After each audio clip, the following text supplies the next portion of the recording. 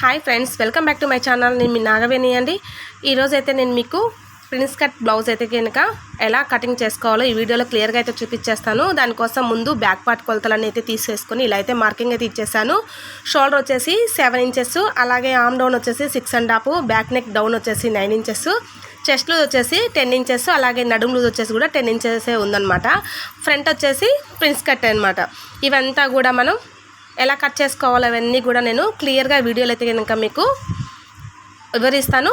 ఈ video last వరకు skip చేయకుండా చూడండి, అప్పుడే మీకు ప్రతిదీ కూడా అర్థమైపోతుందన్నమాట. వీడియో నచ్చిందంటే ఒక లైక్ చేయండి ఫ్రెండ్స్. ఈ video me friend and family మెంబర్స్కి షేర్ చేయండి. ఈ వీడియో పట్ల మీ అభిప్రాయం ఏమన్నా ఉంటే నాకు కామెంట్లో తెలియచేయండి. ఇక చూస్తున్నారు కదా, ఇది వచ్చేసి బోట్ నెక్ అనమాట. మొత్తం అంతా కూడా బ్యాక్ పార్ట్ అన్నీ కూడా నేను మెజర్మెంట్స్ అంతా తీసుకొని మార్కింగ్ అయితే ఇచ్చేసాను. ఇవంతా కూడా కటింగ్ అయితే చేసుకుంటూ ఉన్నాను అనమాట. ఇప్పుడు బ్యాక్ పార్ట్ అంతా కూడా కటింగ్ అయితే అయిపోయింది.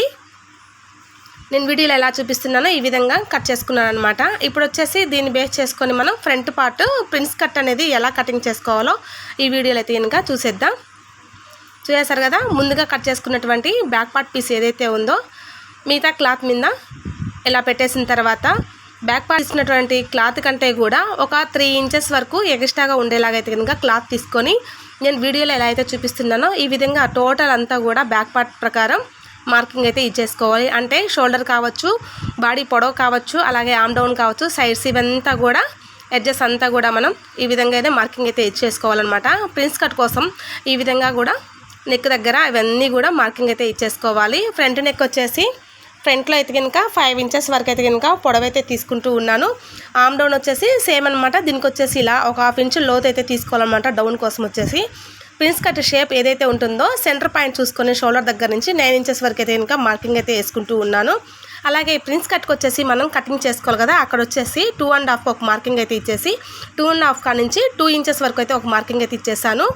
అదేవిధంగా మనకు టక్స్ అయితే కలుపుకోవాలి కదా, ఈ టక్స్ దగ్గర కూడా 2.5 వరకు అయితే కనుక ఈ విధంగా ఇచ్చేసి మొత్తం అంతా స్కేల్తో లైన్ అయితే డ్రా అయితే చేసుకుంటూ ఉన్నాను.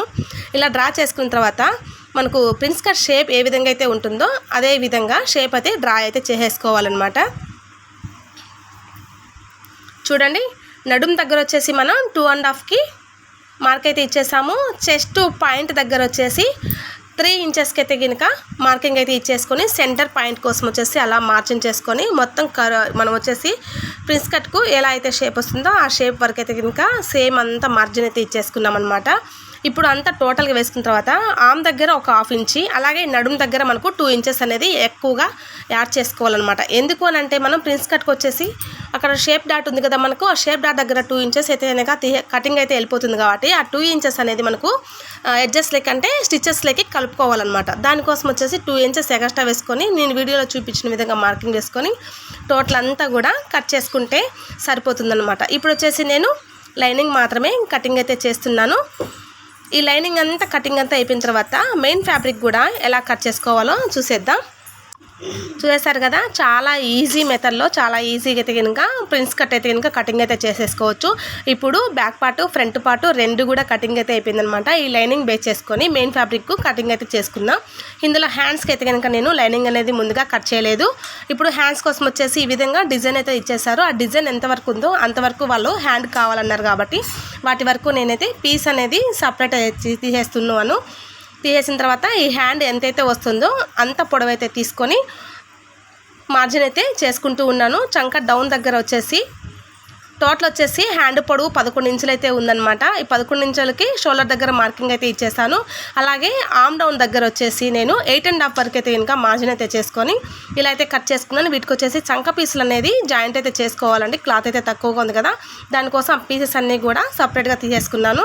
ఇప్పుడు ఈ మిగిలిన క్లాత్లో వచ్చేసి బ్యాక్ పార్ట్ అలాగే ప్రిన్స్ కట్ ఫ్రంట్ పార్ట్ రెండు కూడా ఎలా కట్ చేసుకోవాలో చూసేద్దాం. ఇవి కూడా ఒక్కొక్కటిగా మనం సపరేట్గా కట్ చేసుకోవాల్సి వస్తుంది. లైనింగ్ కూడా మనం వచ్చేసి అంతా కూడా కలిపి కట్ చేసుకున్నాం కదా లైనింగ్. మెయిన్ ఫ్యాబ్రిక్ మాత్రం సపరేట్గా కటింగ్ అయితే చేసుకోవాలి. ఎందుకంటే మనకు లైనింగ్ ఉన్నంత క్లాత్ మెయిన్ ఫ్యాబ్రిక్ ఉండకపోవచ్చు. ఉండనప్పుడు ఎలా కట్ చేసుకోవాలనే దానికోసం ఈ వీడియో అనమాట. సేమ్ బ్యాక్ పార్ట్ ఇలా పెట్టేసి బ్యాక్ పార్ట్ అయితే కట్ చేసుకున్నాను. అలాగే ఫ్రంట్ పార్ట్ కోసం ఫోల్డింగ్ చూడండి, మనకు అడ్జస్ట్ అయ్యేలాగా చెక్ చేసుకోవాలన్నమాట. నేను ఎలా వేస్తే నాకు అడ్జస్ట్ అవుతుందో నేను చెక్ చేసుకుంటూ ఉన్నాను. ఎందుకంటే మనకు ఫ్రంట్ పార్ట్లు అన్నీ కూడా సమానంగా ఎక్కడ కూడా పీస్ తక్కువ లేకుండా పీస్ అనేది యాడ్ చేసుకోకుండా, అంటే చంక పీసులు అలా జాయింట్స్ లేకుండా వేసుకోవాలి. దానికోసం వచ్చేసి ఫోల్డింగ్ ఇలా అయితే వేసేసి ప్రిన్స్ షేప్ ఏదైతే ఉంటుందో నెక్ పార్ట్, ఈ నెక్ పార్ట్ వరకు అయితే కనుక కటింగ్ అయితే చేస్తూ ఉన్నాను. ఇప్పుడు వచ్చేసి ప్రిన్స్ షేప్ కట్ చేయంగా మనకు షేప్ డాట్స్ ఉన్నాయి కదా, ఆ పార్ట్ కట్ చేసుకునే దానికి క్లాత్ అయితే ఈ విధంగా ఫోల్డింగ్ చేసి లైనింగ్ పెట్టి కట్ చేసుకోవడమే అనమాట. చేశారు కదా, చాలా అంటే చాలా ఈజీగా కూడా సింపుల్ మెథడ్లో ఇలా అయితే కట్ చేసుకోవచ్చు. కొత్త వారైనా సరే ఒక లైనింగ్ కానీ పేపర్ కానీ ఇలా కట్ చేసుకున్నారంటే మెయిన్ ఫ్యాబ్రిక్ కట్ చేయడం చాలా ఈజీ అనమాట. ఓకే అండి, మీకైతే కనుక ఈ వీడియో నచ్చిందనే అనుకుంటూ ఉన్నాను. నచ్చిందంటే ఒక లైక్ చేయండి ఫ్రెండ్స్. ఇటువంటి లేటెస్ట్ అప్డేట్ కోసం ఛానల్ని సబ్స్క్రైబ్ చేసుకోండి. అలాగే మీ ఫ్రెండ్ అండ్ ఫ్యామిలీ మెంబర్స్కి షేర్ చేయండి. ఈ వీడియో ఎలా అనిపించిందో నాకు కామెంట్లో మీ అభిప్రాయం తెలియచేయండి ఫ్రెండ్స్. ఇప్పుడు ఈ విధంగా అంతా మనం బ్యాక్ పార్ట్ ఫ్రంట్ పార్ట్ రెండు కట్ చేసిన తర్వాత హ్యాండ్స్ ఏవైతే ఉన్నాయో హ్యాండ్స్ ప్రకారం అయితే కనుక లైనింగ్ అనేది ఇలా అయితే కట్ చేసుకుంటూ ఉన్నాను. ఎందుకు ఎక్స్ట్రా కట్ చేస్తూ ఉన్నానంటే చంక పీసులు అయితే వేసుకోవాలి కదా మెయిన్ ఫ్యాబ్రిక్, దానికి కావాల్సిన క్లాత్ను లైనింగ్లో అడ్జస్ట్ చేసుకొని ఎక్కువగా అయితే కనుక కటింగ్ అయితే చేస్తున్నాను అనమాట. ఊరికే లైట్గా షేప్ అయితే ఇచ్చేస్తాను, స్టిచ్చింగ్లో పూర్తిగా అయితే వచ్చేస్తుంది. ఓకే అండి, థ్యాంక్ యూ ఫర్ వాచింగ్.